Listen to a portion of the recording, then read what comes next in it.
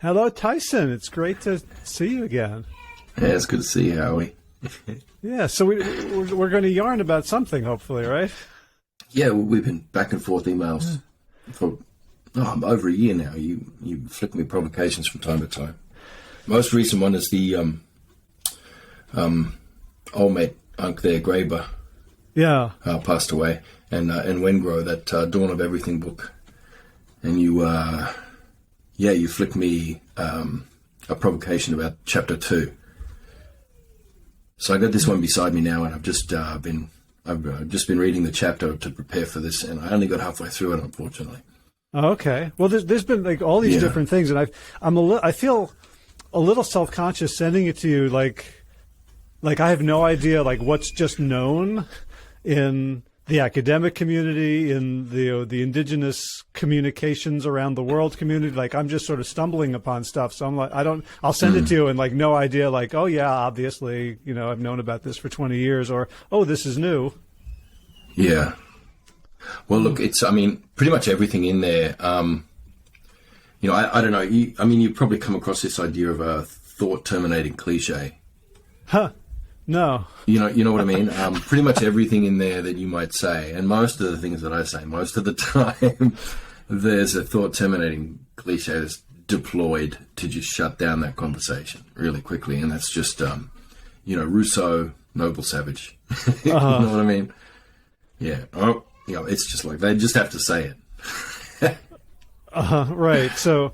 Yeah, just to give some background, and I don't really have a background in philosophy except what I had to learn in high school, and it never felt particularly relevant to my life. But I guess this book, The Dawn of Everything, basically says that everything that I value about Western civilization, that I'm grateful for in terms of liberty, equality, freedom, humanism, respect for other human beings, didn't actually come from Europe and was actually never practiced in Europe, but it actually came from a critique of Europe from indigenous North Americans, particularly from the eastern woodlands of New England and Canada.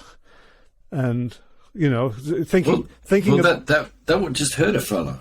That would just hurt a fella to see it that way. I'm not seeing it that way. I'm looking at it and seeing, this is a really good case for the fact that, everything that's claimed to be like uniquely Western is actually something in dialogue that we've done together in dialogue. I think dialogue would be a more accurate representation. I think that's more what the book is saying. I don't think it's saying, Europe's got nothing and they just stole it from everyone else. Huh. You know what I mean? Like, I think there's a certain amount of dialogue that's gone on there. Yeah. Huh. So I think, it's interesting because I think I may read through this stuff with a sort of a sense of guilt or performative, I don't want to be whiteness. So I'll read it and start trumpeting in a certain way that, kind of reverse narcissism or whatever the opposite of that is. Yeah. Well, look, that's going to be the same. I don't know. Look, one day, okay, our grandkids are going to be talking one day, and everyone in the world's going to be like vegan, and and my grandkids are going to be like on the back foot. They're going to be like all ashamed of their omnivorous backgrounds. You know what I mean? They're going to be like, I'm just an omnivore. I just feel I'm so sorry. I'm so ashamed. I've destroyed the planet, by eating all this protein and shit. Yeah. Look, I just think things just shift. Things change. Things come into fashion. Things go out of fashion. I think if Europe had actually just taken all of the systems and stolen all the systems, from the Southern Hemisphere, then you'd have like an anarcho-communist kind of world order at the moment, and that's not what we've got. What we've got is a world order that's obviously been influenced by those things, and has come out of a dialogue, an asymmetrical dialogue at that, So, yeah, I don't think you have to feel all, like, oh man, everything I really liked about the enlightenment is ruined now because it's not mine. And I don't want to be me because I'm white. Yeah. Like, I don't know what to feel right now. Well, I mean, I remember asking you in our last conversation after finishing Sand Talk and just having this incredible urge to, it's a weird phrase, but like become indigenous, like to ask you like how to do it. And, it's not like there's a manual. And yet, so, to be in dialogue to a certain extent means that to feel like I have something to offer, right? Which, like, and I'm not, coming from the culture in which I come. Like, one of the reasons that I so value your work is that it's constantly making me question these bedrock assumptions that I've never examined before about what's important, about what's real. And so I'm trying to figure out like what's worthy. What do I have to bring to a dialogue? I think we talked about last time. We talked about like your relation with some of the plants that you were growing in the garden, and that there was a process you were going through with those plants and with harvesting them and everything else. Where, I don't know, you were probably putting in more energy than you would be deriving from actually eating them on that particular day. Yeah. But that somehow it nourished you otherwise. It was that process, it was the ritual, it was all the family coming together to do it and all that kind of thing. I don't know, I think there's something in that. I think what we refer to as Indigenous, on the sort of postcard of culture, you know what I mean? What we refer to as Indigenous is really just being human. And it's been what all of us have been forever until, pretty much very bloody recently, century or two. Most people were this. And most of us, even as Indigenous people who are, only very recently been sort of removed from that embedded lifestyle in the landscape and sort of semi-domesticated, I don't know. It's just a slightly different continuum. We're just slightly out of step with, what's it going to mean for us in 300 years, 500 years, 50 years, arguably in 50 years, if everybody hasn't reconnected and re-embedded within landscapes and begun really intensively living that, arguably everything's going to die anyway. So I don't know. What does it all mean? Well, I just had a podcast conversation with Jamie Woodhouse, who's a proponent of what he calls sentientism, which is sort of like humanism, but expanded to sort of regard for all sentient beings, for anyone who can suffer. And he was sort of talking about like, how do we know that we're not going to have sentient AI? And something in that was fascinating to me, but also like I wanted to draw a line and say like, no, that's not organic, that's not biological, that's not natural. But I don't know. Like there's so many things that I'm unsure of these days. Yeah, it's funny though. There's one of the things. I was just telling you that we were talking to Fritjof Capri yesterday, and one of the things we were talking about was that it was feelings and what feelings are, how that's what the relationship of feelings to sentience, to intelligence, true intelligence. And I don't know, I think we arrived at a place where it was like, well, feelings are, the chemical interface between the intangible and tangible worlds. So between a world of spirit, energy, flux, whatever, quantum, whatever you want to call it. So between that world and then this tangible reality here of flesh and soil. That's the chemical interface. It's those feelings. Yeah, and I think that's I don't think there's a way of expressing that with digital technology in its current form, or with binary code or anything else. I don't think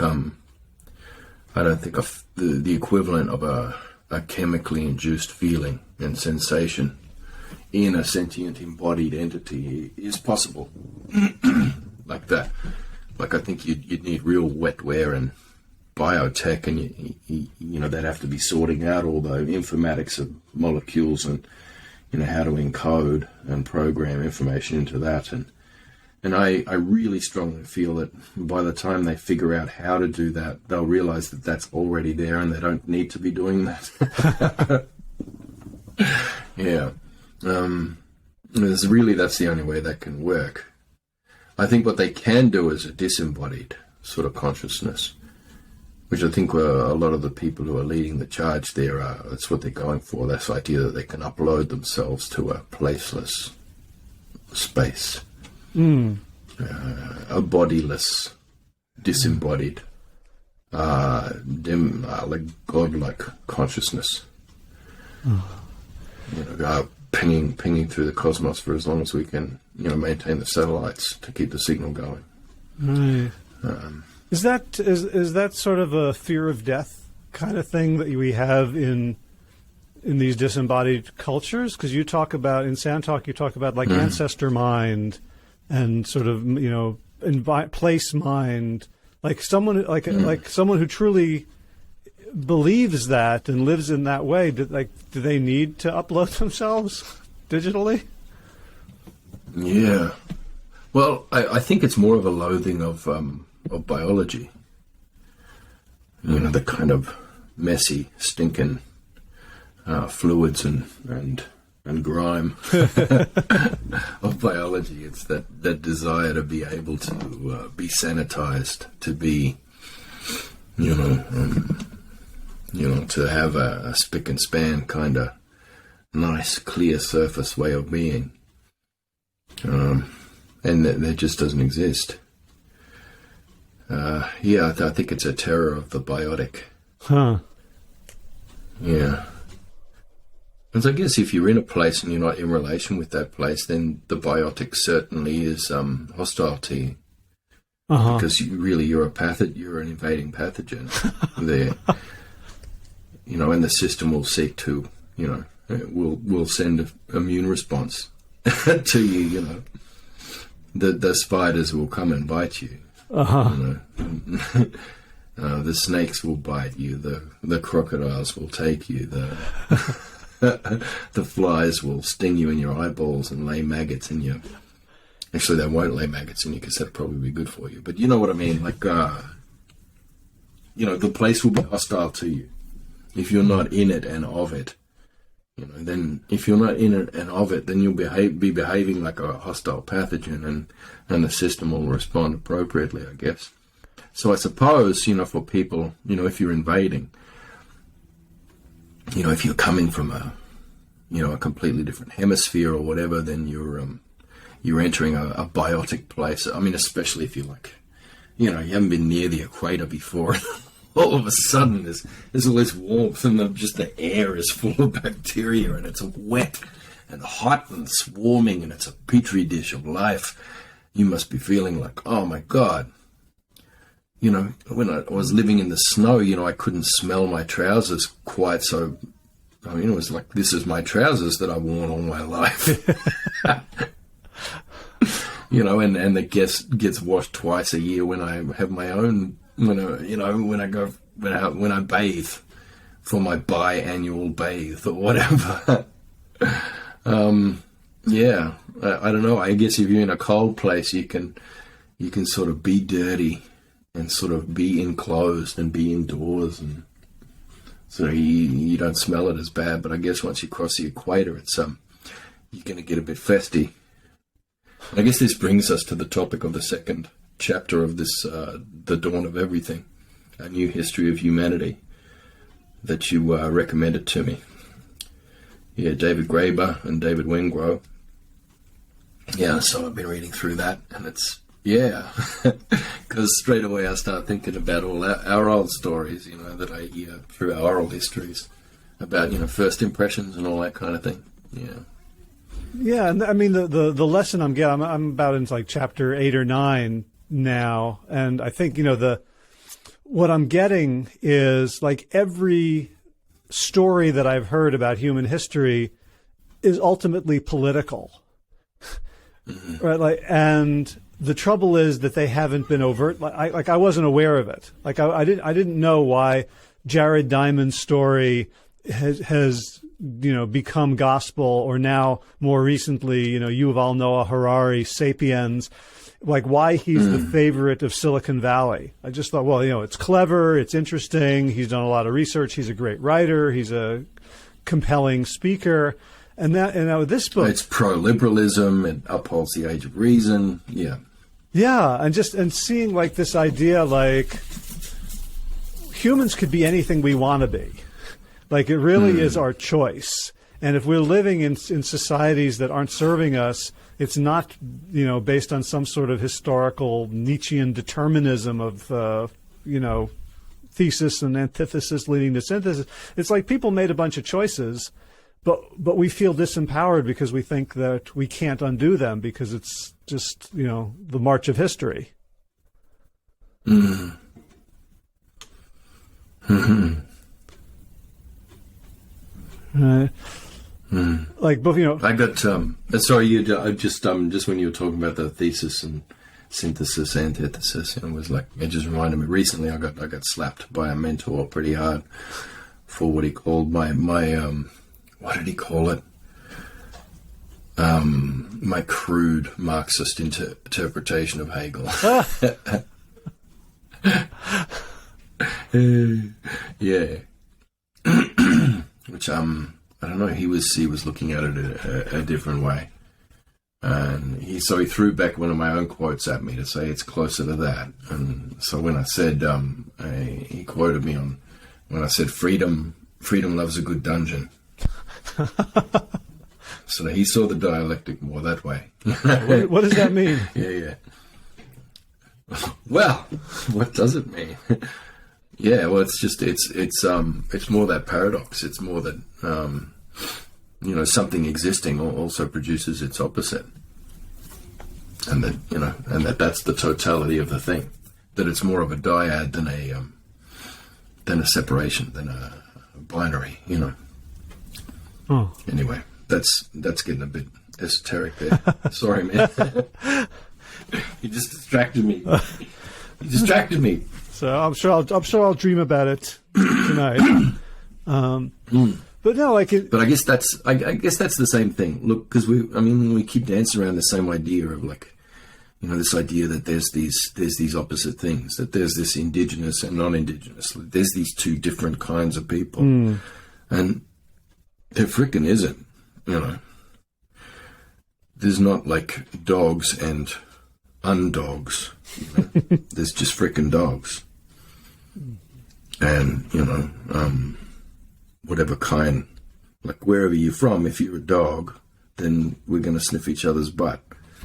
You know, that's just some universal shit. You know, you might have been trained not to sniff someone's butt, and you know, it might take a minute, but we're going to get back to sniffing around each other again. You know, that's just some normal dog stuff. Like, so there's this idea of, you know, there's always this separation into opposites, and like somehow a continuum between, and then somewhere we're in the middle of, that's the virtuous space and all that kind of thing.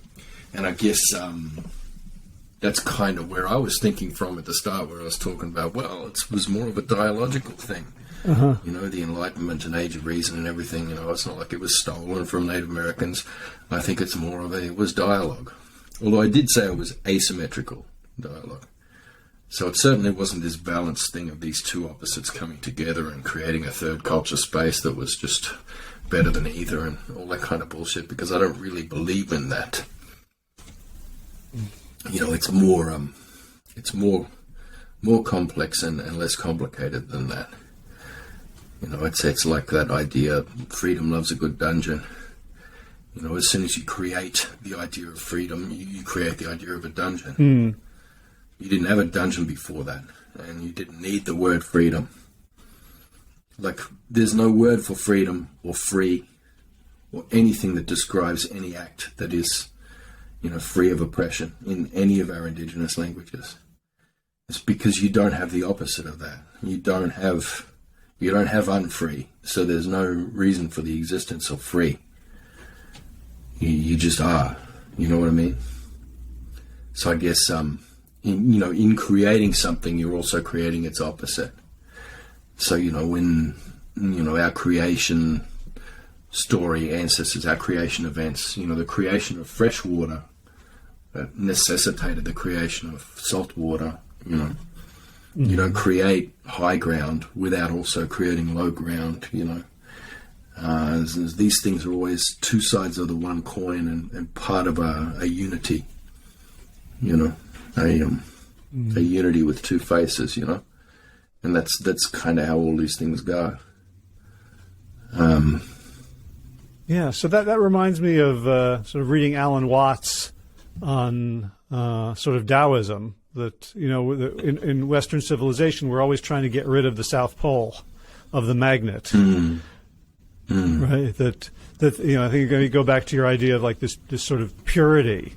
Like we just we like absolutes, and it's hard to be in that messy, you know, ooze and suck.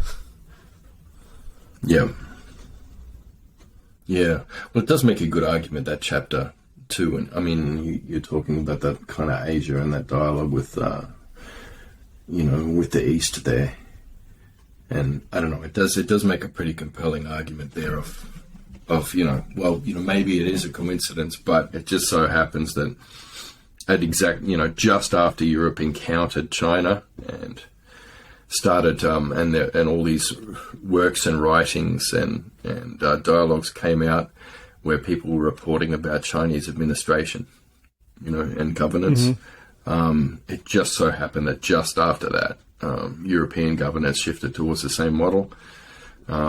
However, you know, we might be right. You know, it could still be that, you know, Europe invented it.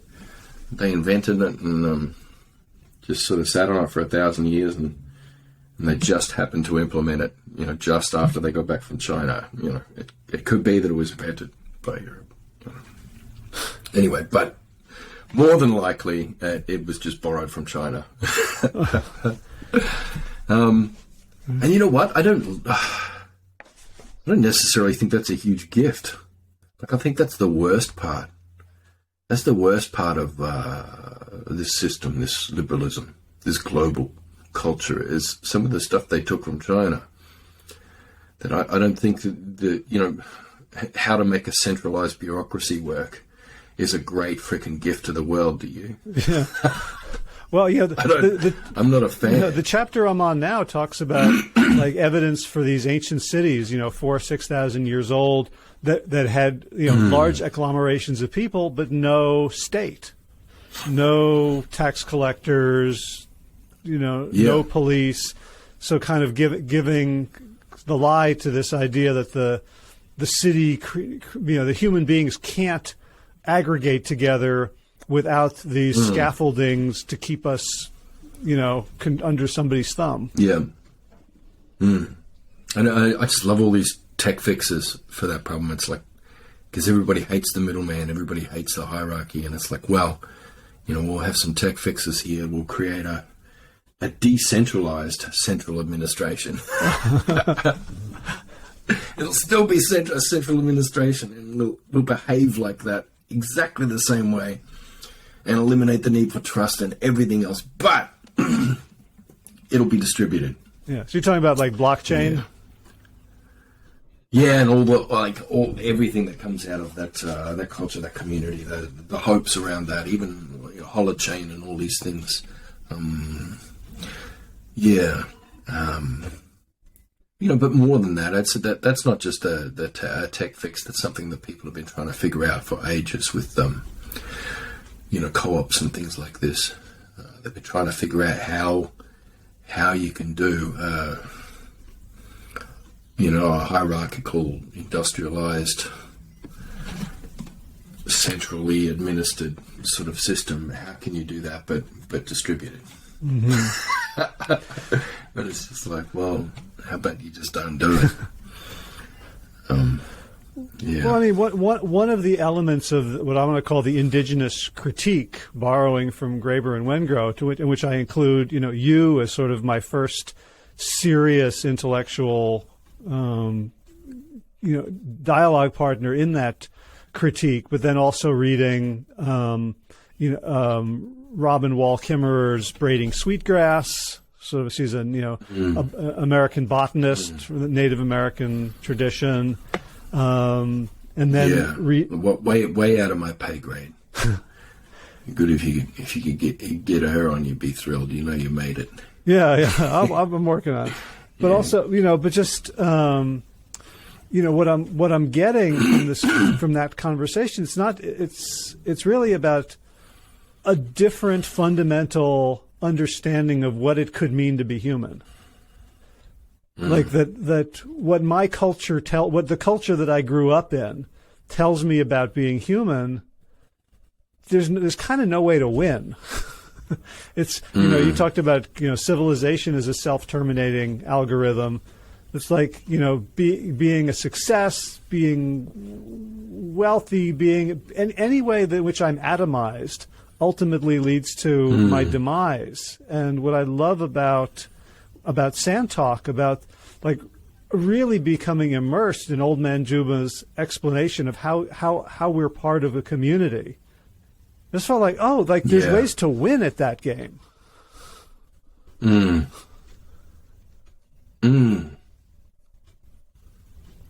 there certainly is. But it's it's funny. We learn the lesson from other eras, and then I don't know. We finally learned the lesson, and we're like, okay. So we finally have the will and the shared understanding and agreements and tools to be able to implement social justice. 40 years too late. There isn't a world or a system or a structure or anything that could operate in beyond, the decorative side. You know what I mean? We're ready to fix a system that no longer exists, that we don't realize is no longer there. Can you say more about that? What in particular? I'm not. All right, I'll read this paragraph to you that I wrote recently. I'm just trying to find it. Here it is. It's just a fun metaphor I've been working with. Talking about Indigenous sort of scholars and decolonial activists and all these sorts of things. So we finally arrived to dismantle the master's house using the master's tools, but he doesn't live there anymore. He doesn't live there anymore. He's buying up water rights and spearheading land grabs elsewhere. He hopes we'll tear his house down because it's insured for more than he could get for selling the place. His nephew, who's into social justice and deep ecology and philanthropy, is using the house now, holding a frat party / spiritual retreat there, and he invites us all in for vodka shots and ayahuasca.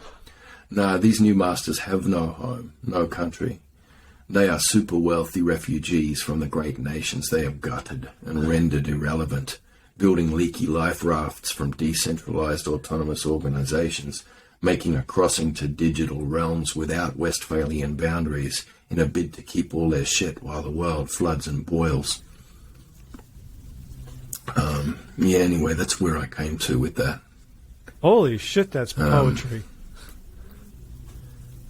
I mean, that's... But hang on, this is better. This will work better. All right. Okay. I feel like I'm in the presence of like Jeremiah.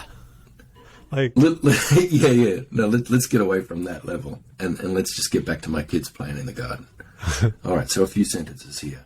Okay. My son picks up a stick to play with, and his sister takes it off him and says, "No, that's my stick," and whacks him with it. He's confused and stands watching her for a while. She isn't playing with it. She's just holding it and glaring at him. He's just a toddler who can't speak yet, so he can't ask her the rules of this game. He just shrugs and picks up another stick. He's having a great time playing with this new stick now, and his sister is fuming. She goes around under all the trees and bushes, picking up every stick and throwing them all out of reach over the fence. Then she takes his stick and does the same, finally laying her stick, the one and only stick, on the ground in front of him. Of course he picks it up. "Hey," she yells, "that's my stick." Rip, whack. Anyway, and then I've got a sentence that says, "That little girl is my retirement plan." If this civilization somehow lasts longer than 2 more decades. Yeah. So there's the whole economic system right there in that little vignette. It's a weird thing, you know, and that's in that I can see the when we're just reading today that second chapter you're talking about, that kind of memory of the Indigenous critique of Western civilization. And you know what? It wasn't about romanticizing and the noble savage, because most of the writing about it was a complaint that these savages are fucking laughing at us. Yeah. Most of the things you read are not putting the natives on a pedestal. It's like, they're laughing at us. They think that we're the savages because of X, Y, and Z. That's how stupid they are. So that's how most of the records about that are. Which sort of proves that it wasn't this romanticizing of things. It was like, you know, this absolute frustration that they don't understand how important property is. They don't understand how important it is to have a lord that you know, submit your will to. Yeah, I guess a lot of those writings were by the Jesuits, right? They were the ones taking the good notes. Yeah, yeah. Right, but you know, but just they don't understand how important it is to control women's bodies. Yeah, they don't understand how important bleeding is. Like, you know, that that medicine of sort of nicking the vein and letting the blood out into a bowl. That was your physician doing that to let the bad spirits out. They don't have advanced medicine like us, like you know, bleeding patients if they're sick, or you know. I don't know, what else did they used to do? Apart from put on those weird pointy masks and those plague doctor masks and stuff. Oh, man. Yeah. But anyway, we're so grateful for the advanced medicine. Well, so like, you know, thinking about that story about your kids and the sort of the metaphor of like, this is the culture we're in. I'm not sure what to tell my kids who are in their 20s. Who are, you know, I'm proud of how sort of open-eyed and radical they are about, you know, they're not following a path of conventional success. They both want to be sort of artists, communitarians, and they look around at society and they don't they're kind of hopeless a lot, and they just don't know what to do about it. Like, you know, and I don't exactly know what to tell them. Yeah. Oh, I really, so I got a couple of grown kids as well in their 20s. And they're both like, you know, quite depressed and amotivated. They just, you know, and they just look around and it's all fucked. It's all fucked. Yeah. Dad. There's no hope, there's no point, there's nothing. Yeah. So have a smoke, have a drink, you know, watch Netflix and just die. Not quite that bad, but you know what I mean? Like they're just kind of like quite, you know, they don't really have any hope. They don't have much, they don't have plans. Yeah. Neither of my grown kids have any plans for the future. And I've raised about, like, I don't know, a dozen others. And nobody has very many plans beyond, you know, this Christmas. These young people, you know, they don't think, oh, you know, by the time I'm 30, I'm going to be in this position. I'm going to have this much savings, or, you know, I'll be halfway through to paying off an apartment and I'm going to, you know, be able to afford a new car. Or they're not even thinking in those consumer-driven terms anymore. It's just like, yeah, there's nothing. Right, and that's which is awful. Yeah, I mean, that's what I'm seeing in so their friends who did go to college, go to grad school, get good jobs. Like that's the level at which they're seeing their peers who do have hope for the future. It's pretty atomized and fragmented. Like, oh well, they're in a different place. I mean, my daughter, most of the girls in her graduating class are cam girls online now. Or what? That's the only way they can. That's cam girls. Like taking their clothes off and cam putting things into himself online to sort of, I don't know, for fellas to watch and send them money. That's what they do now. Half of them. And yeah, there's not many people who, I mean, since she graduated, she spent like years just every week applying for several jobs.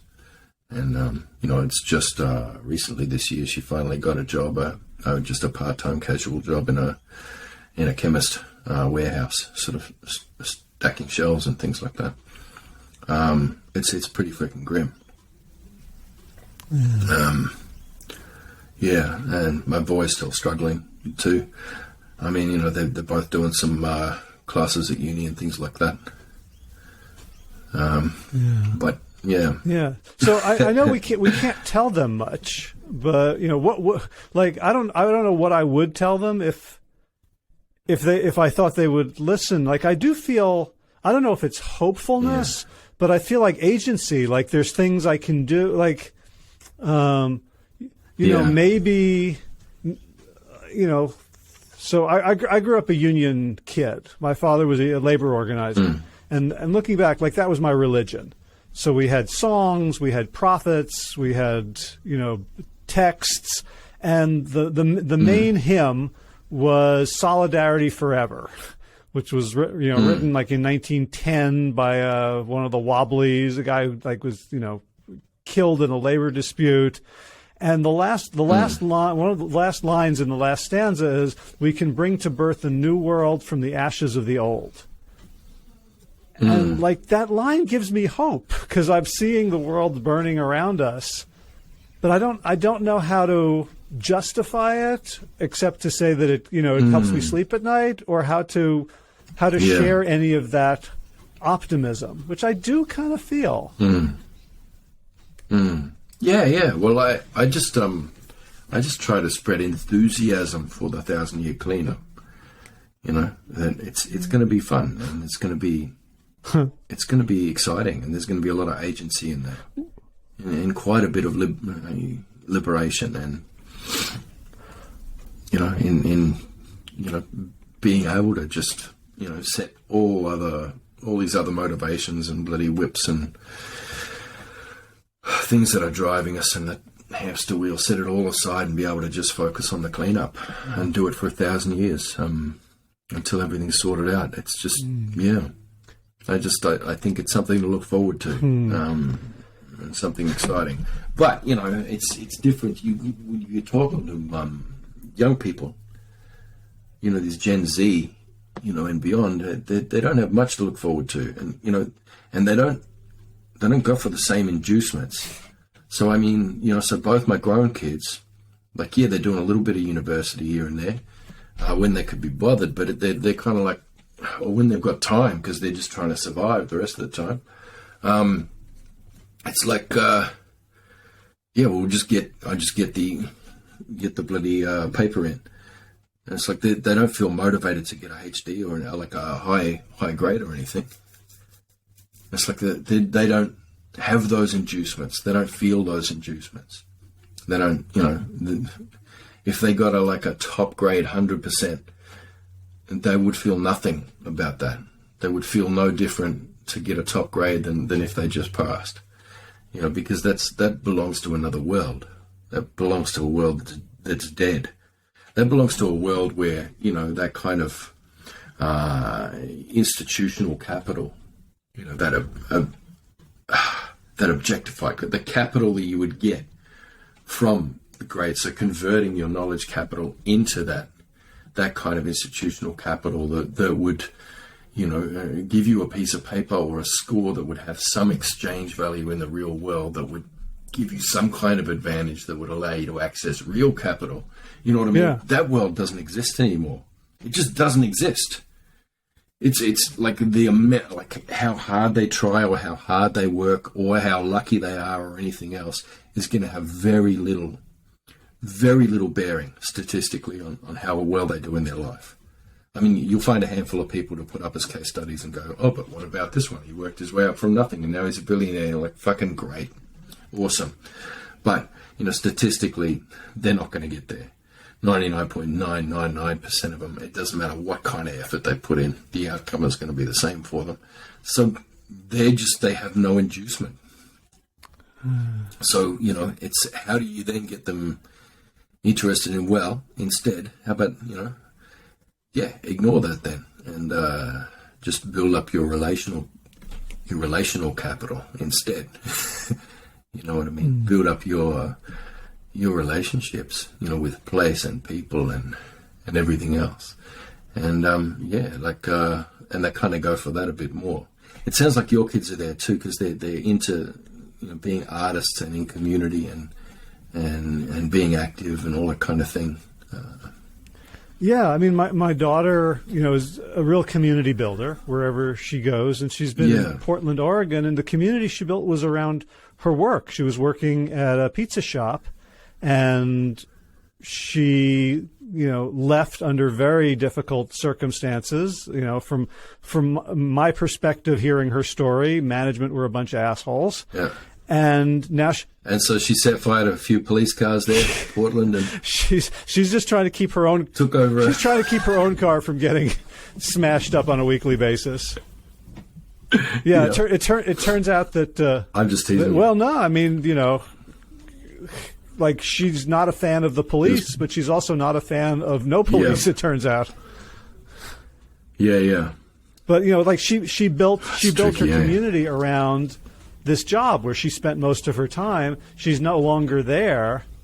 It's like, like if you're one of the people having a party at the nephew's house where like how do you, what kind of capital, and maybe capital is exactly the wrong metaphor, but like how do you build up your yourself for what's going to come next, and how do you survive while you're doing it? Well, that's just it. Like I said, it's that relational capital. And that's the thing. Anarchy doesn't work with collections of individuals. And that's what we learned that from Portland. If it's people who are all individuals with an individualist, survivalist ethos, who are suddenly free of the constraints of any kind of,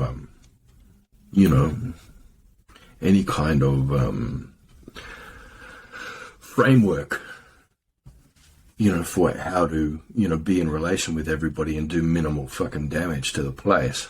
If they're just suddenly they have whatever removed, even if that's oppressive, but they still have the liberal individualist ethos of every man for himself. Anarchy is not going to be a good thing. All that's doing is bloody is it's just shaking it up and resetting the board. And basically, you're just going to have warfare until you're just going to have horror and rape and murder until warlords emerge and battle each other, and one of them comes out on top, and then a new hierarchy emerges. If you don't have a relational ethos, if you don't have real, like, genuine cultures of people together with collective relational capital that they all hold together, then anarchy doesn't work. I mean, it's the reason you need hierarchies. You only need hierarchies if everybody is like this, this free market, consumer-driven individual, that in its aggregate forms the invisible hand of the marketplace, etc., etc. The drill. But that's just not how we are as a species. We've never been like that. We don't like bosses. We also don't like psychos that sort of run around pissing in the water hole. Yeah. Well, I just finished a book called The Extended Mind, and it talks about basically how our minds are not just our brains, but our minds are also in relation to our bodies, in relation to the environment, in relation to social connections, and there's a chapter about our mind in nature, and the author's point is partly. We think of our brains as computers. Your computer works the same in the coffee shop as on the train, as in your office, but our minds work very, very differently. It says that basically when we are in an urban setting, our minds are tuned towards competitiveness. Sort of so many people around competing for the same resource, we better grab it now. Whereas the abundance and permanence of a natural setting says no urgency. So in my notes, I wrote down, so does sort of urban capitalism cause addiction? It predisposes us constantly to this competitive urgency to consume. Can we think our way out of this, these individualist ethos to become more of a collective in cities, in the built environments that are predisposing our brains to scarcity? Well, how long has it been? This consumer-driven culture with the whole disposable sort of thing. I remember milk bottles when I was a kid. I don't know if you had milk bottles. With the milkman that comes around and he collects your bottles off the doorstep and replaces. Yeah, or fills them up for you or whatever. Yeah, no, we were slightly more upscale suburban. We could buy our milk in cartons and jugs at the supermarket and throw it out. Right. Well, it's only a new thing. It's like half a century old. This whole consumer-driven thing, and it really took some doing to twist everybody and everything around to suit that. That hyper production, that's hyper escalation of production and consumption to drive things. It hasn't been that long. It hasn't been that long at all. And it was very hard to train people into doing that. So they were very clever about it. And it didn't take long, a handful of years it took to train everyone into doing it. Yeah, well, I was reading an article. I guess we just got to be as clever as that to train people in a handful of years back the other way. Yeah. Well, I was reading an article about sort of nanoplastics, and how they're getting and so what I can do to stop producing. And I thought about plastic isn't that old, maybe 70 years. Or so, and I can't imagine living without it. I can't imagine what it would be like to stop consuming plastic, let alone to get rid of all the plastic things I already own. I don't see how it's possible. Look, and it would be irrelevant.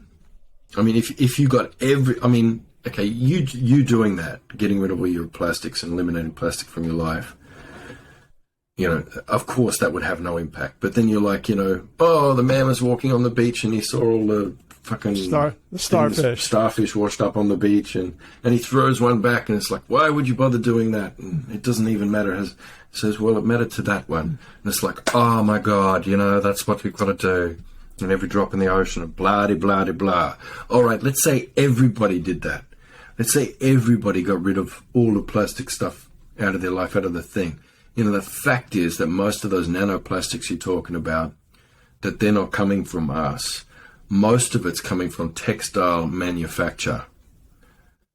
And that's not even people throwing textiles out. That's the manufacturing process of textiles now. All of your clothes, unless you've got a bit of hand-woven alpaca bloody scrotum or something that you're wearing, all of that. That's what puts 90% of all those nanoplastics into the ocean. So there's, you could campaign your ass off to get everybody to divest as much as possible, and ironically throw out all of their plastic items in their house to save the environment. And it's nah, bros, that's not going to do it. You know, this is a machine. It's an industrial freaking machine. You know, we have problems with water in Australia. And, you know, so what? We all stop showering or stop washing our clothes, stop watering our plants, and that'll save the water shortage problem. It's like, nah. You know, that's there's people on Wall Street are buying up the water rights all over our country and then taking it and hoarding it. You know, and most of the water that's being used is in massive agribusiness on a scale that we can't even fucking imagine. You know, most of the water, 90% of it's being used industrially like that, or it's being hoarded, you know, as an asset, a new asset class, or relatively new asset class, you know, that can be used to draw against for futures and bloody, you know, put new layers of derivatives and shit. So it's like, yeah, me having a shorter shower, or like, you know, only drinking half a litre of water instead of drinking a full litre, I'm not saving the frickin' planet, bros. You know, these are huge, massive systems that are way out of our understanding, let alone ability to influence. You know, and we could seize on one part of it and campaign like hell to change that. And I don't know, you get one part changed, maybe. And they'd either just go, yes, that's right, you win, we're changing it. And then they either would just not change it and say they have, or they just jujitsu their way around it and find another way.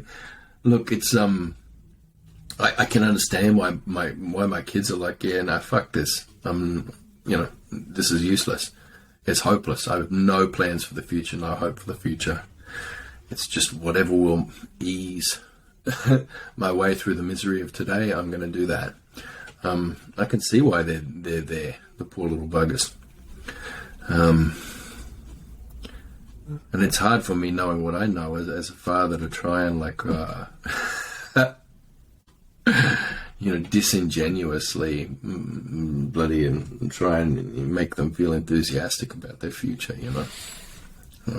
Yeah, because I'm also, you know, doing some sort of business coaching, trying to help people, you know, who are creating, you know, sustainable businesses and looking for positivity wherever I can to support, and being part of that community means being in conversation with people who are just relentlessly upbeat and positive and can do, and I want to honor them, and I want to, you know, and at a certain point, I also want to shake them and say, like, we're not going to innovate our way out of this.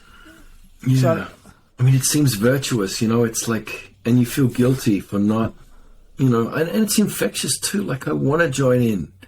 I want to do the high fives with them, and it looks great. I want to do that so badly. I'd fucking love to be there, you know. I'd love to have a few shots of Jaeger and do a double high five and go, woo, and, you know, just know that everything's going to be fine and that, you know, it's all right. We've got a recycling plant opening down the road. Everything's fine, and, you know, we're putting in, you know, 2% of our profits into that. And, you know, we've got green solutions and everything's fine. We're doing impact investing that's ethical, and I just want to be there and be happy about it. And it's like, no, it's right. We're going to Mars. We're going to mine asteroids. You know, we're going to be able to, like, you know, shoot all of our radioactive waste into space and, like, forget about it. I want to be there.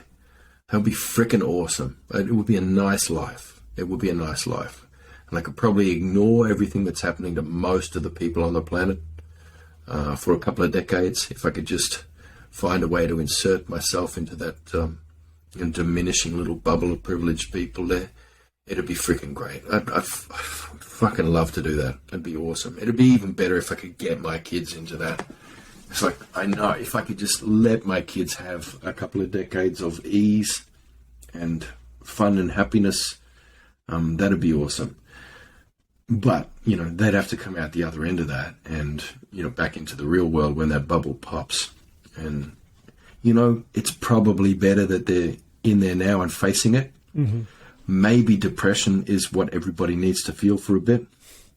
Maybe everybody needs to feel absolutely devastated and just crawl into bed and not want to come out of the covers for a few weeks. and then think, how the hell will I live? And then suddenly feel lonely and stuck in it. I don't know what the hell or how the hell we're going to get out of this, but it's not going to be through more positivity. Although I feel guilty when I say that, and I even feel evil when I say that, like it's a wrong thought, and that I've committed some sort of sin, that I've damaged people, that I'm not creating a safe space. I'm making unsafe spaces for people. I don't feel safe right now. I don't feel heard right now, or whatever, And then it's like, nah, this whole civilization, this whole system, that's just the default. That's what is, and we just have to tweak it and make it more fair. If we can just have it so that, I don't know, nobody's saying things like fat people anymore. If no one's saying that, and we get rid of the body shaming, then just all the plastics will go from the ocean, and I don't know. Everybody's focused on their own thing. But me as a fat dude, I know I'm a fat dude. And, I know I've been just working too much in a sedentary job and just keep getting sick, and in these positive feedback loops of getting sicker and sicker, and then being able to do less and less exercise and eating shittier food. You know what I mean? It's just, I'm sorry, it's not a body image issue here. I'm a fat dude. And if I don't sort that out, then my kidneys are going to go to hell, and I'm going to finish up with no feet in the next 5 years. They'll have to be amputated, So I better get my shit together and do some fucking sit-ups and eat some greens. Come over to Howie's place, have a plate full of soybeans or something. Jesus. But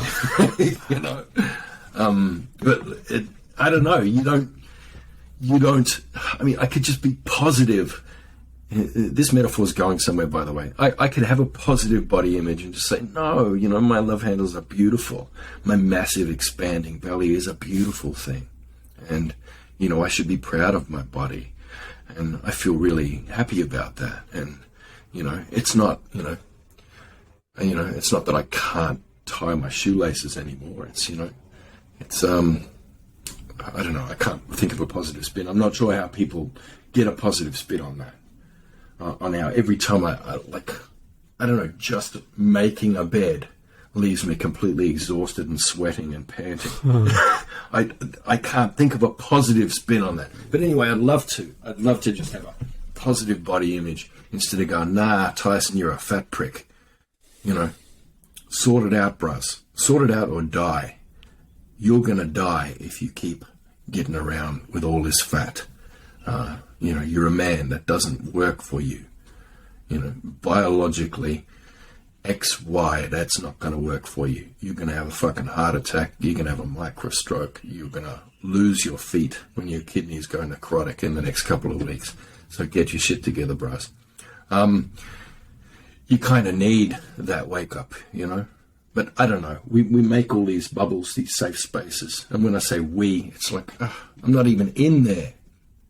I don't talk like that, and I keep getting berated by people who are in those bubbles where they want to make safe spaces for themselves to make the world feel fair. But the world that they're looking at, it's not the world. Most of the people in the world are really struggling and starving and don't have the internet. Most of the people in the world. And, I don't know, you're there in this little civilized technological bubble, and you think you're going to make the world fairer if you can find another way to say I'm fat without it being negative, and then make other people say that. It's like, nah, you're fat. You need to sort that out, or you're going to die. That's really bad. Wow. I don't know. That's how I feel about myself. And that's not, I don't care. I'm not shaming anyone else. It's not about shame. It's just about, well, I should feel depressed about being this fat. I should feel, and I do. And that's got to move me on. And maybe that's how we all need to feel about the world right now. Instead of just having little groups and I know little subcultures that invent new languages to airbrush the reality. and then somehow just sort of go, oh, well, we're recycling, so we don't have to worry about all the nanoplastics because we're recycling now. And like, actually look at the reality, actually look at what's going on, think about what we actually need to do, because I don't know, I can't think of what we actually need to do. It's not as easy as, me losing the 20 kilograms that I need to lose right now just to be able to survive the next decade myself. It's not as simple as that, for the world that's going to need us all thinking straight. And I don't know, we're going to have to get comfortable with feeling a bit depressed about things and not try and airbrush it, not try and look for the positive, not try and look for the gammon little short-term solutions or, window dressing solutions that are going to make us feel better for a minute. And maybe it's not going to be a fight in the end, where we've got to get factions together and ideologies and fight for what's right or anything like that. Maybe we're going to have to actually just start cleaning up. I don't know. What does that look like in your bioregion where you live? The cleanup for you, Howie? Well, the river a half a mile from my house is polluted from the textile plants about 30 miles upriver. I'm thinking of, retesting the water from my well, because when we tested it 7 years ago when we moved in, it didn't have pesticide runoff, but now I expect that it does.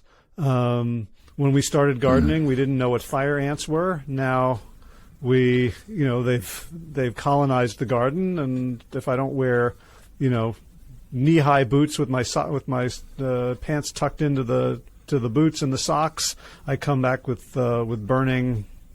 Every morning my weather app tells me that there's a special, fire hazard because it hasn't rained in 2.5 weeks. But it's beautiful. You can always though. Just insist that the word polluted is offensive, and that that now we have to say like purity challenged or something. I don't know. You invent a new word for it.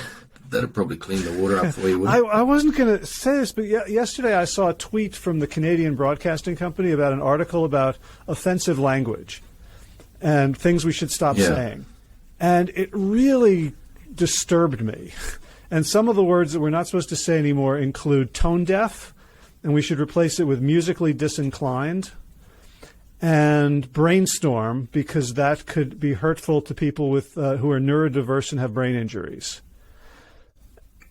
And I'm thinking like, well, look, I'm both hearing impaired and tone deaf, so maybe I'm allowed to say that or something. I don't know, under this weird algorithm of I don't know, man. But I'm aware that I'm a person of privilege, and I have to listen to people who tell me that my ways of thinking can be harmful and myopic and offensive, and and I certainly hear you when you talk about my mind is in a bubble. I'm not thinking all the time about the people that I can't see who are at the short end. Yeah, same. Me too. And yet there's so much about the I really want to do good in the world, and so much of this feels like a distraction and a waste of time. And the moment I was really moved in this conversation is when you first said the words 1,000-year cleanup. And I'm like, I want that. I want to be part of that. Maybe it'll suck. Maybe I'll get bitten by mosquitoes and I won't have a nice, temperature controlled house. But that feels like something worthy of a human to spend their time doing. Can you tell us more about the 1,000-year cleanup and where I can sign up?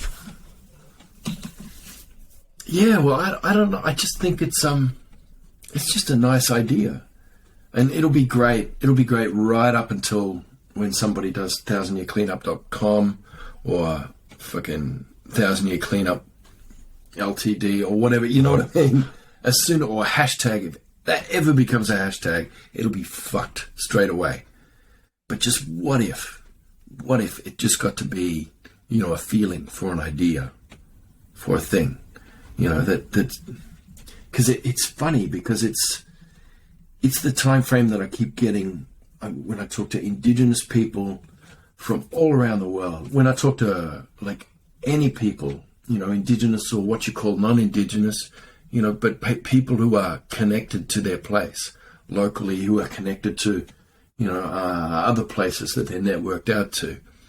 Everybody keeps coming up with about the same time frame. There's a sense when people sit down and think through how long it's going to take to regrow the generations of parent trees and grandparent trees, in the place, and have that come into right relation and have all the ecosystems sort of settle again into some kind of homeostasis, and sort out, a lot of the just ticking time bombs that are happening around the place, like, fucking radioactive coolant pools and radioactive cores, at the north and south poles that have just been left there under the covered with a thin layer of snow. Like thinking through things like this. There's a good 1,000 years, and like it's a 1,000-year cleanup. Looking at even just the half-life of the radioactive waste that was produced just to make the rare earth metals for the devices that we're talking over now. We're looking at a good 1,000 years just to get everything just sorted out enough that we could, basically relax into some sort of abundance. So I don't know. What's exciting there is that we get to have a transitional culture, not something like a cult where someone invents a culture overnight that's only going to last a couple of decades until everyone's sort of dead or insane, but actually allow these cultures that are being responsive to shifting landscapes in the middle of a phase shift, that your culture is responding like that and being a culture of transition as the place transitions into the next thing that it's going to be. That's kind of exciting. So you were there, Howie, and you're starting the 1,000-year cleanup on your river, and like every day when you clean, you might get, it might take you a month to sort of sort the river out. And then you go to bed and wake up the next morning, come down, and it's fucked again. Because there's people upstream. You know what I mean? There's still stuff going on upstream. So you build enough relationships in your local community to be able to keep cleaning the river. But then your community needs to network, needs to be syndicated in with the next community upstream, and the next, and the next. And this is a this is a thing we have. And I can tell you, I don't know, I can tell you that there's language names for these systems of law, these nested systems, It's actually really exciting. I can actually find that one for you here, and I will. But there are language terms, the names of the different laws that, so you've got a local law, and you can even have law on a personal level for how you need to behave and react and all these sorts of things. And then you've got the local one. And then you've got a bigger law that's regional and that connects with the next groups. And then you've got a larger law that shapes that. And it's just pretty exciting, It's very exciting. And these are these are laws that you jump in for a minute. Yeah, these are laws that break this idea up.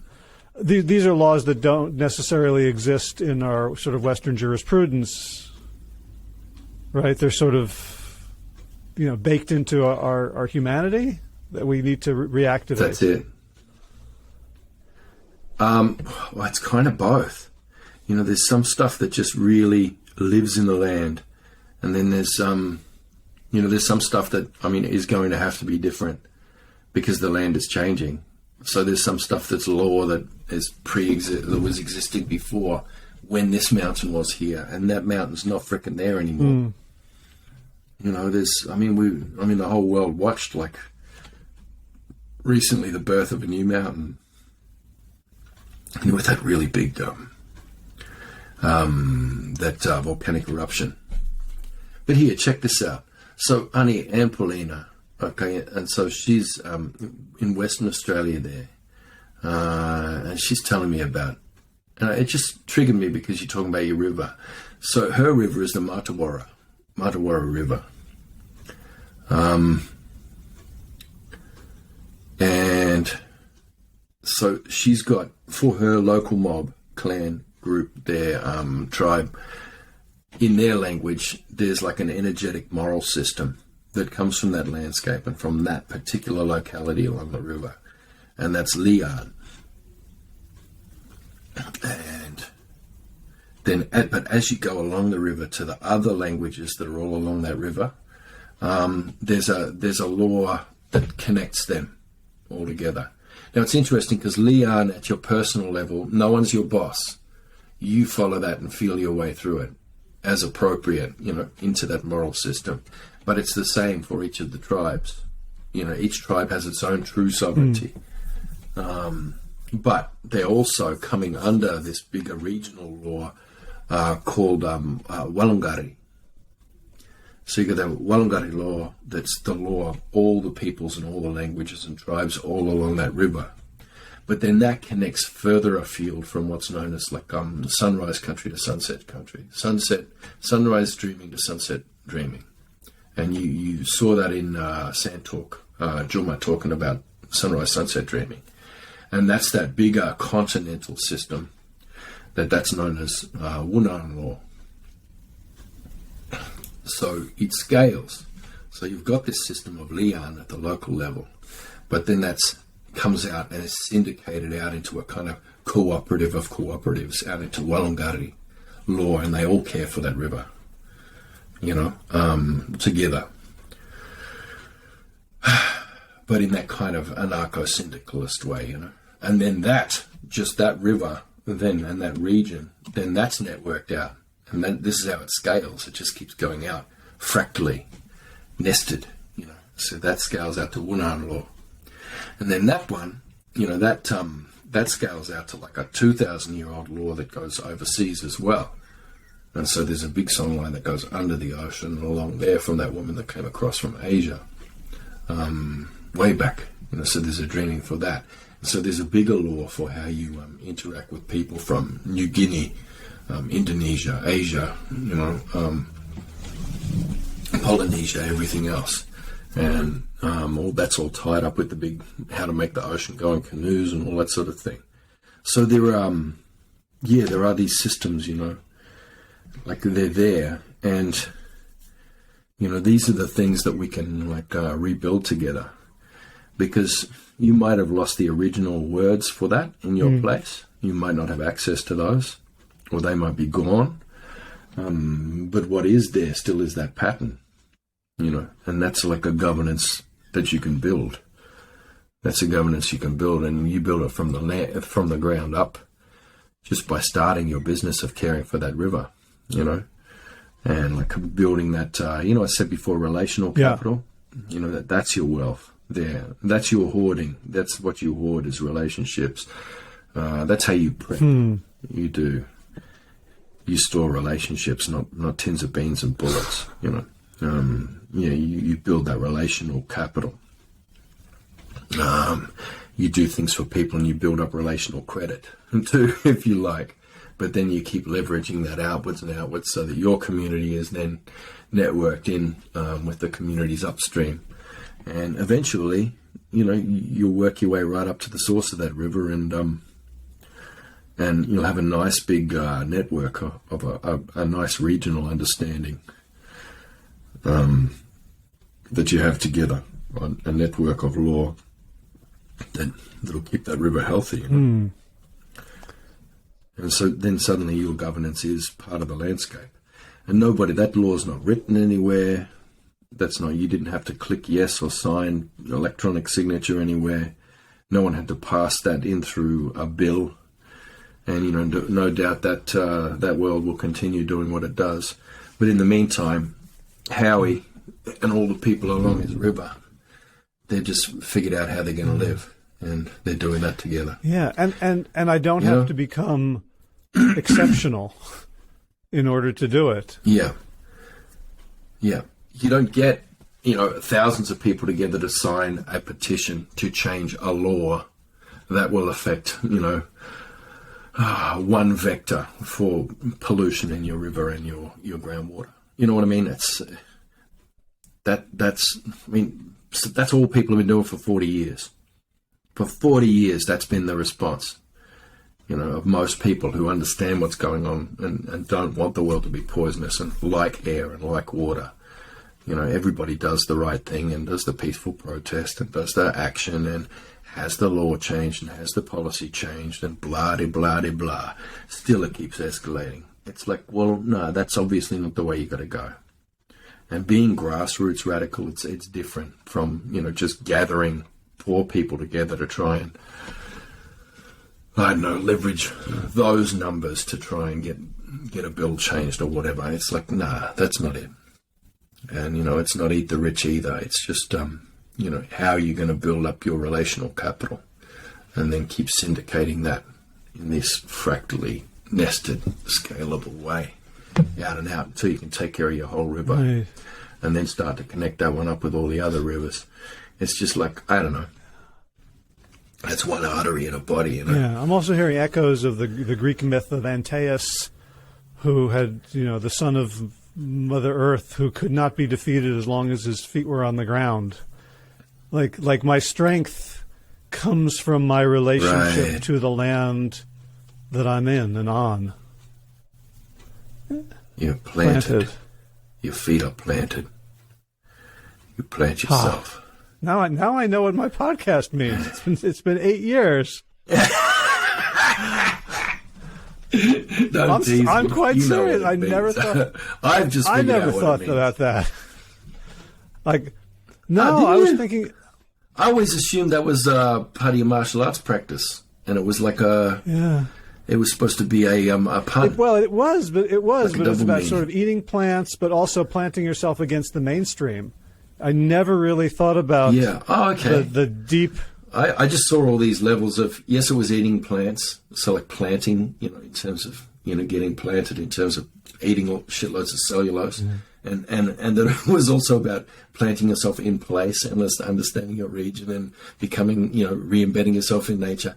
And also I assumed that it was about, that chi and that center and grounding yourself, in your martial arts practice. Well, I think I'm growing, so I think I just, you've helped me see a whole new level of what that means. Oh, man. So, that's deadly. I'm very grateful. I just assumed that's what it meant. Because that was our first yarn together. We were talking about martial arts. Yeah. We had that yarn with the sister. Yeah, with Glenn. Yeah. He did a session with me later where he showed me how to do that Russian magic thing. Oh, yeah. Yeah. So the last thing that comes to me, like in terms of positivity, is like one of the great privileges of my life has been to be a father and to raise kids, and it's been hard as hell, but still like so worthwhile. And I see my kids and I see their generation, like, why should we get married? Why should we have kids? Kind of that pessimism thing. And it's not that I have this like incredible urge to be, a grandparent, like I'm going to be like, the Jewish grandfather. When are you going to give me grandchildren? But just to see them, like having kids is an act of faith and hope. And as part of like 1,000-year cleanup, well, for 1,000 years, somebody needs to be the generation after ours. Yeah. How do the challenge of raising that generation? But it's also, I don't know. There's a kind of injustice in putting that on them as well, because like they have to have their own agency in deciding what they're going to be in the world, and I think raising kids and projecting our hopes of you are the future. It's like, I don't know. That's a lot to put on a person, to tell them that they're the future, that they have to be this future, So I kind of, I don't know, I like to leave them be now and just see what they need, help them out. They're going to decide what happens. They're going to decide whether the planet burns or whether it doesn't, and that's not up to us. So we need to step back a bit and just try not to do what the boomers did to us. You know what I mean? Just say a little more. We're going to, our Generation X, we're the generation, and probably the millennials too, but we're the ones who are going to have to skip. I think we're going to have to pay the bill. You know, because basically the boomers and the older Generation X people, you know, the ones that are sitting in power and will not leave, you know, even though they've all got dementia, can barely think straight anymore, and it's just all ashes, flashbacks, and bloody narcissism and greed. You know, they've spent the future, Yeah. you know, for all that, for those kids coming. And I feel like it should be on us as Gen X. Now, I mean, I'm 50 now. And, you know, over the next 10 years, I'm going to have to look at divesting myself of any positions that I might be in or capital that I might have. And basically look at our generation being the one that takes one for the team. Like, we're going to have to take one for the team and not inherit anything. And sort of pass that on somehow to partially pay down some of the debt that our kids and grandkids are going to be paying forever. You know, like, I feel like we're going to have to take one for the team.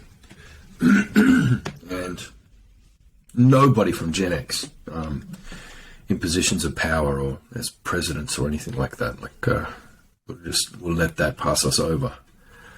No more old dudes leading things.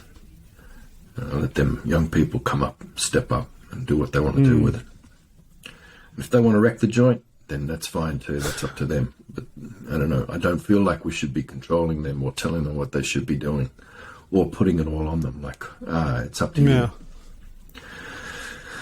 Just say sorry and yeah, be a bit humble about it. I don't know. That's how I feel about that. Poor young people. They just poor things. Yeah. Yeah, and yet I wake up in the morning and I look outside and it's still so beautiful. Like, it doesn't look That's apocalyptic. True. You know, there's birds and squirrels and leaves and breezes and bodies of water that are still blue and sparkling. Yeah. So I'm confused, you know. Me too. I'm just, it's a weird, anyway. So are you, from what you said before, are you Jewish? Yeah. I really feel like a lot of the answers for how to be and how to look at this and how to deal with all this contradictions, paradoxes, the bitter and the sweet together, how to be in the world and still survive and still be happy. I think your people have got that. I think you're the ones who can share that with us. I would love to hear hear more about that, because I don't know. I'm reading a manuscript from Dov Fedler right now, and so Holocaust survivor.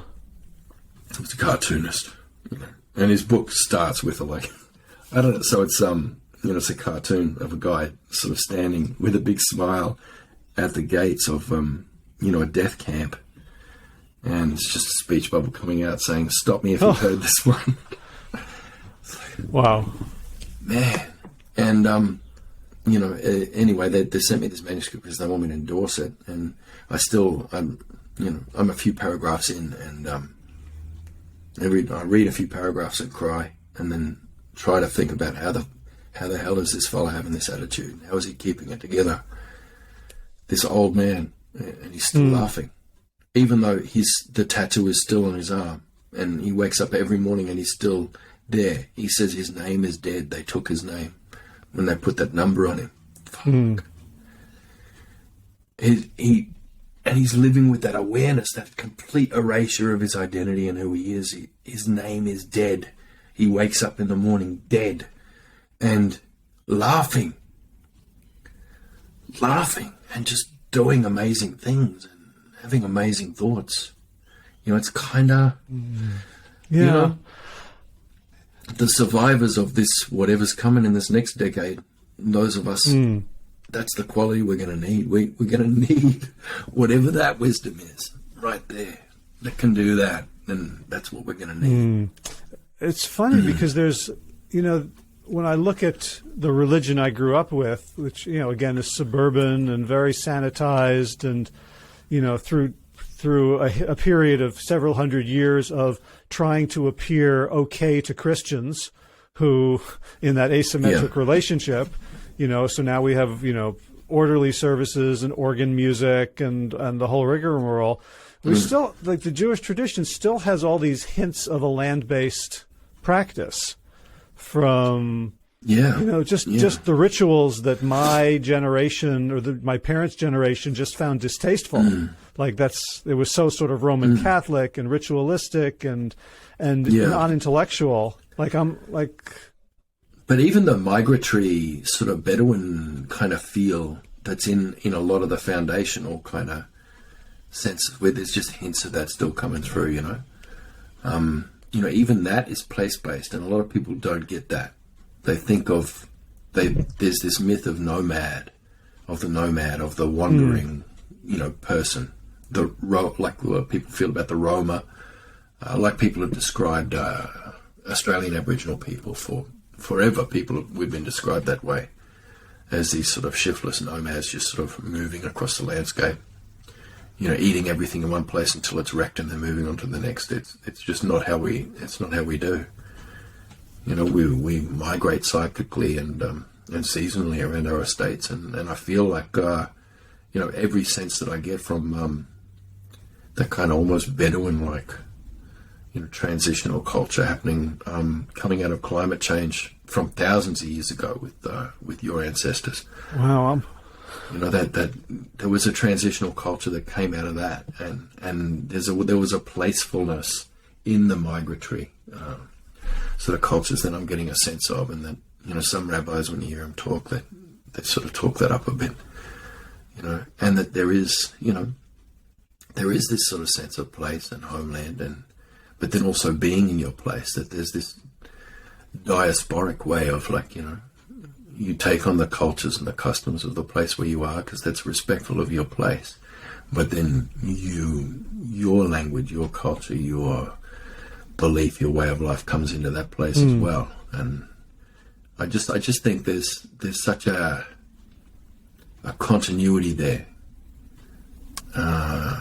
this kind of joyful survival and embracing of, you know, hybridity and transition and phase shift within that culture, that I just think, you know, if I put my mind, you know, 1,000 years into the future, you know, there's a few peoples that I think will certainly still be around no matter what, and I think yours is one of them. Wow, well, you've just given me a huge gift, because you know, I can get down on us.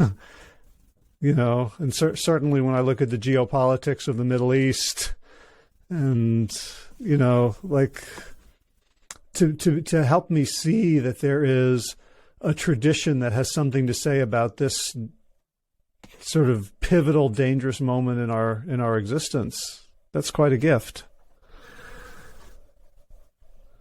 Yeah, man.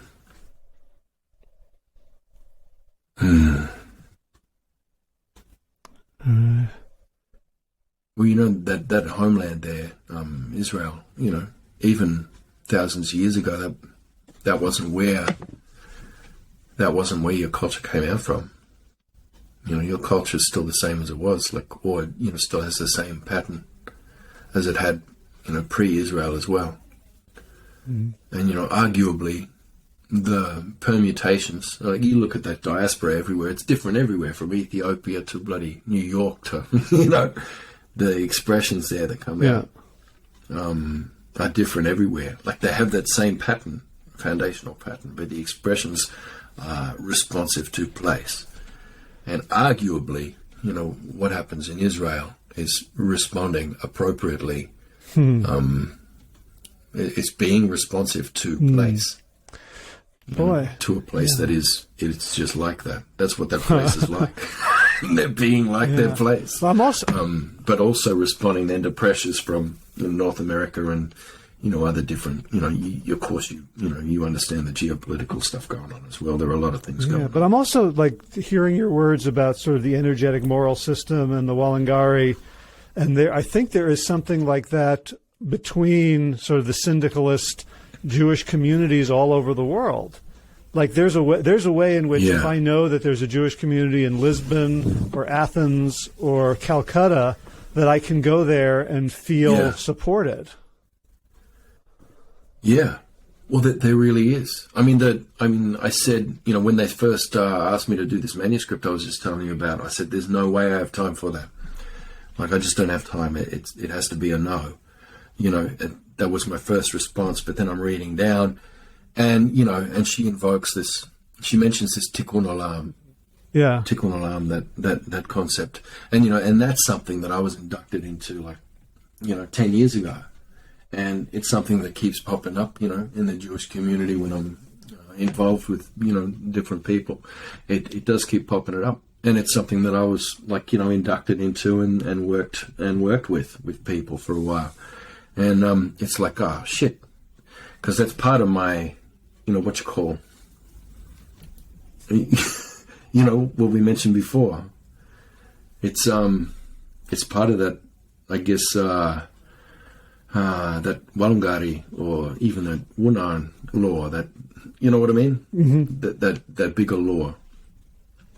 It's part of that, and I don't know, if I'm with Jewish people, no matter where they're from, I know that's one of those things that will bring me in, and it's a pattern that I know to follow and how to be respectful in that relation. And so anyway, when she invoked that, I just went, all right, well, I have to do this because that's part of my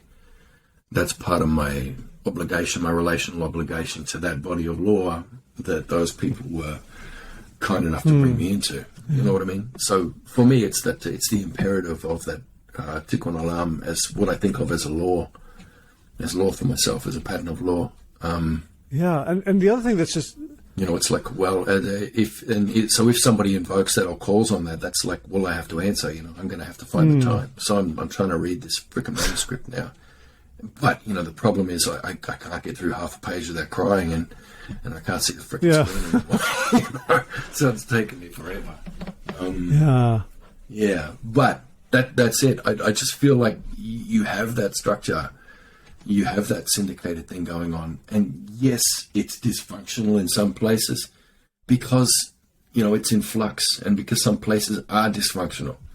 But it's, the diaspora, it's a place-based, place-responsive bloody patterning that actually has continuity as well and maintains the foundational pattern, but also elaborates and changes and shifts and goes through many phase shifts and has many different expressions.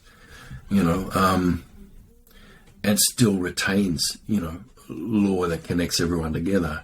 So for me, it's like, what they said. I keep saying to my community, we need to talk to these Jews. They're not getting anything.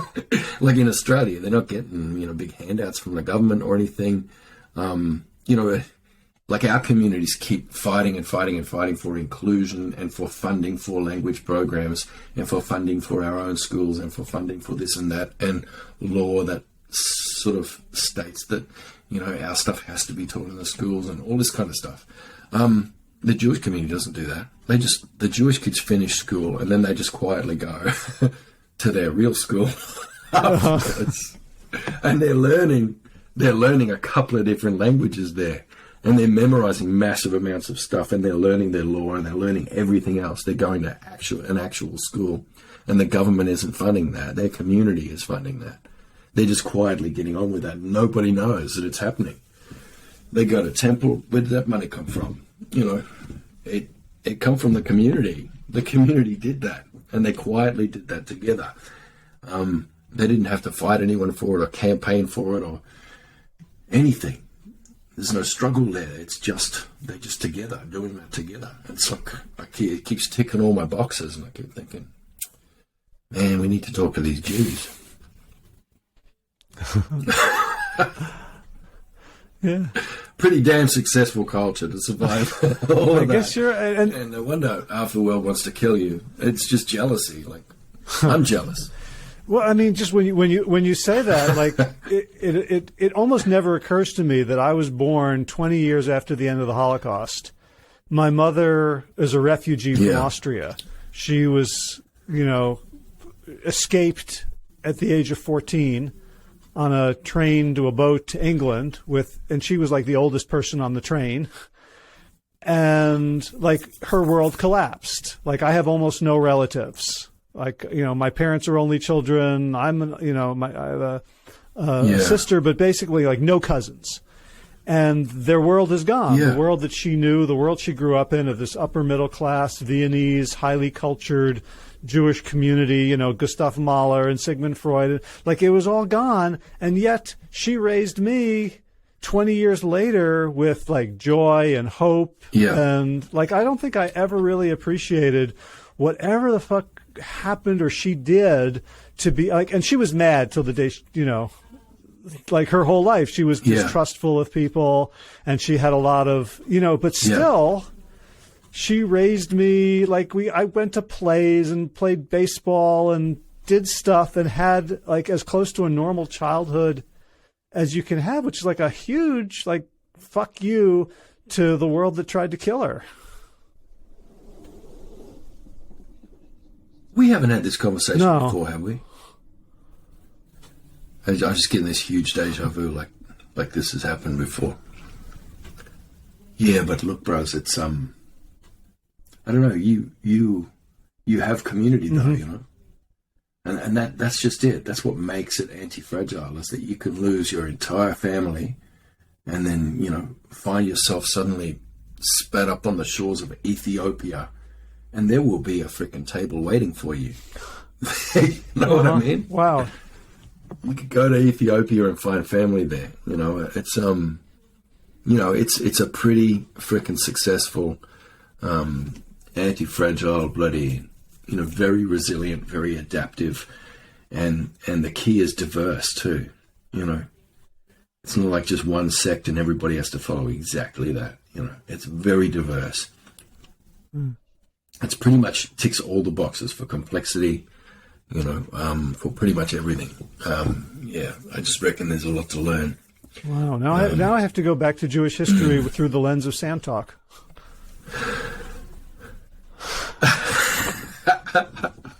Hey, I did have, I don't know, I've had a couple of yarns with Douglas Rushkoff about that. He just, I mean, and he talks all the time. He talks about that stuff all the time. And I have learned a lot from him. I'm like, yeah. Wow. And somebody was, a Jewish person was talking to me once about, we're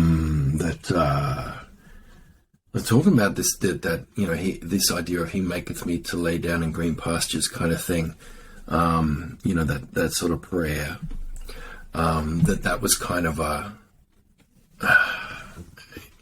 that was sort of borrowing from a tradition of oasis making, from mobile Jewish populations in the desert, and it was a tradition of oasis making, where if there was a bit of a sage bush in the desert, then there's a bit of moisture under there and groundwater, and you leave a lamb there. And then move on. And the next time you come around on that migration route, it might be a year later, maybe the lamb's alive and it's been eating that sage bush and then leaving its dung, and that's increased that place. So the sage bushes have increased. And so then you leave another lamb there. But maybe that lamb's dead and then its body has fertilized that place as well. But anyway, you leave another one there. And maybe it's a female one and those two breed. And then the next year when you come around, there's a few lambs there, and there's heaps of sage bush, and there's water that they've dug up, and oasis building happens like that. So over, 50 years, a century, you end up with a massive thriving oasis in the middle of the desert from that. But there was that idea of that you couldn't just drop the lamb there and then ride away and the lamb would just stay there. You'd have to break the lamb's leg. And that was a really hard thing for a shepherd to do, to make it lay down in the green pasture there. And so you could ride away. There was all this great stuff there. And once again, you see all that bittersweet sort of stuff of having to do the hard thing that's going to break your heart, but then doing it with joy, and then returning to that and caring for that and keep coming around. And, you know, that there's so much pain and terror and wrongness and evil and good and joy and life, you know. I don't know. I feel like, you got some secret business in there that would help people, I reckon. Well, it's, as I hear you describe it, it's sort of the opposite of a binary culture, right? You need the both and. Yeah. It's really embracing that, you know, two sides of one coin rather than two ends of a bloody spectrum. Wow. Well, this has been really evocative and eye-opening for me. You've given me many gifts in this conversation. Oh, same way, brother. It was good to talk to you again. Always like talking to you. And you use this however you want. Whatever you want to do. Yeah, I think I'll just share it as is and just, you know, let people's minds be blown like mine has been. All right, we'll see. We'll see how that goes. And the paragraphs you read to me, are they going to be published in something? I know you said you're working on a book. Oh, they're from Sandtalk too. They are. I'm working on it now. I've got till the end of December to finish it. But it's just finding time is the problem. I've done 4 chapters. What's it about? I guess it's all the yarns since Sandtalk. And, you know, my messy, chaotic sort of thinking that hasn't settled yet, and how I'm trying to make sense of that, and all the wrong way stuff that I'm having to do. Like, I'm doing a lot of wrong carvings, doing the wrong thing to express these wrong concepts, you know, because everything's kind of in flux, you know. So, I mean, you know, people might have found, some people found Sandtalk to be like, you know, refreshing or, I don't know, nourishing or whatever the hell, I don't know. I think this is going to be different. This is going to be disruptive. I don't know. I don't know what it's going to be. I'm still working. A lot of the carvings are only half done and works in progress, you know, for each of the chapters. So I'm still carving right now and still writing. And I've got till the end of December. That's my deadline to get that manuscript in. I'm just imagining what my publisher would say if I said, I'm still working on a carving before I can write the chapter. Yeah. I don't know yet. And my preferred title for it is, I don't know, it's 12 Ways to Avoid Lists in the Anthropocene. So it's cheeky. But they won't do that. They won't let me have that title. They never let me have my title. They'll pick something like, you know, magical black thinking to help you sleep at night or something, you know, I don't know what. Yeah, whatever. The title will be the opposite of what I intended. Which will be a good thing, because otherwise I won't sell any. Right, so the text will be subversive of the title. Yeah, I'm pretty sure no one would read anything that I ever wrote if I got to keep my original titles. I'm glad that I get you know, advice from people who know something about marketing. All right, well, wish you all the best in the carvings and the writing, and again, no worries, bro. Pleasure to reconnect with you. Yeah. No, I feel better. I feel like I wasn't talking to you right before, and I feel like we had a good yarn this time. Well, Anyway, you come on my podcast, and then you can do the talking. Next time, you can come to my house, and then and I'll show you that I can be. All right, I'm gonna bone up on Jewish history. I used to teach it, but it's been a long time, so I'm gonna look at it again through this complexity, anti-fragile, connected lens, and see what comes up for me. Yeah. Look, you know, we keep getting all these books, The Nordic Secret and all this kind of stuff. I want that Jewish secret.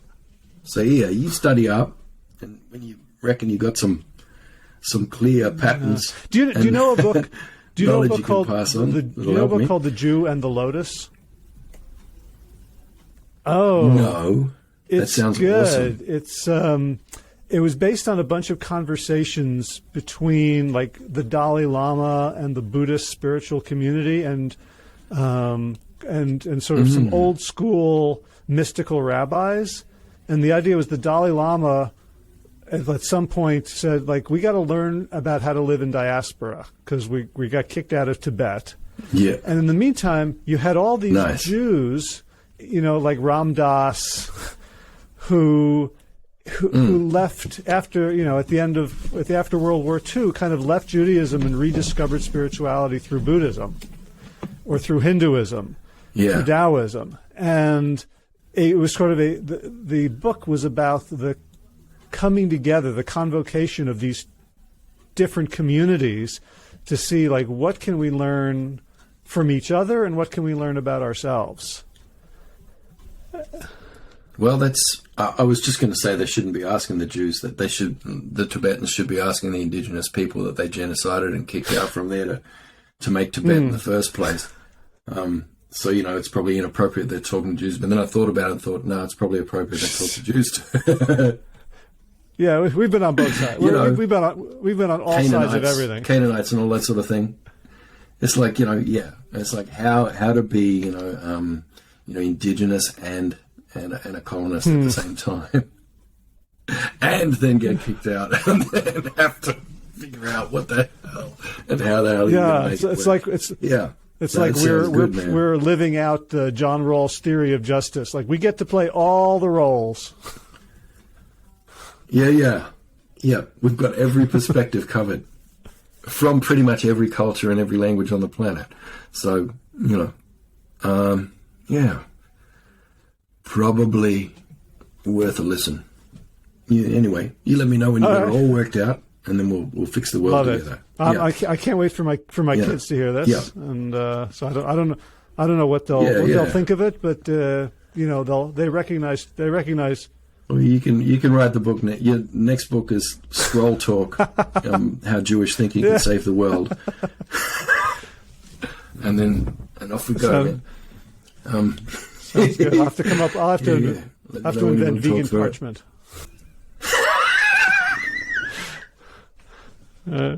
All right. Thank you, brother. I love talking to you. It's such a pleasure. All right, bud. Bye. That's deadly. All right, catch you.